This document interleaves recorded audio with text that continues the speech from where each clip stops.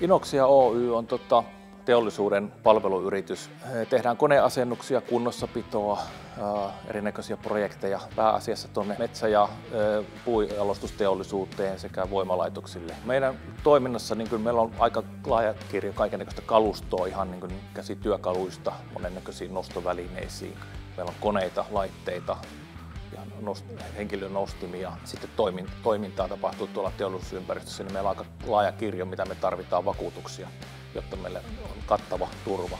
Varsin haastava oli saada se meidän vakuutusturva kattavaksi, joten Risklinkin asiantuntemus oli kyllä aika täsmäosuma meille, että saatiin tuossa kilpailutusvaiheessa käytyä erittäin hyvin, iteroitiin läpi ja löytyi monta aukkoa meidän aikaisemmista vakuutuksista, että meillä oli aukkoja, joita meidän silloinen vakuutusturva ei kattanut.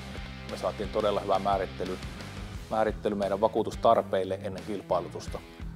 Ja siinä oli kyllä Tonin asiantuntemus oli ihan huippuluokkaa siinä kohtaa.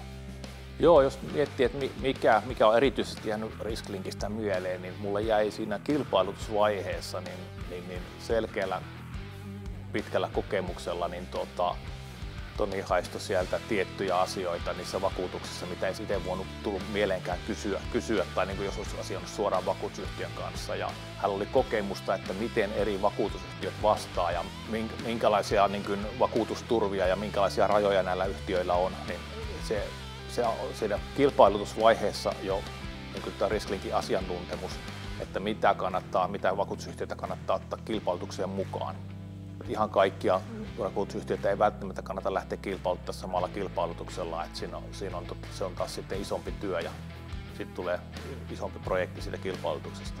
Et kilpailutuksella me saatiin useiden tuhansien eurojen säästöt vuositasolla, vaikka meille tuli lisää niitä vakuutuskomponentteja, että oli ihan merkittävästä summasta kyse.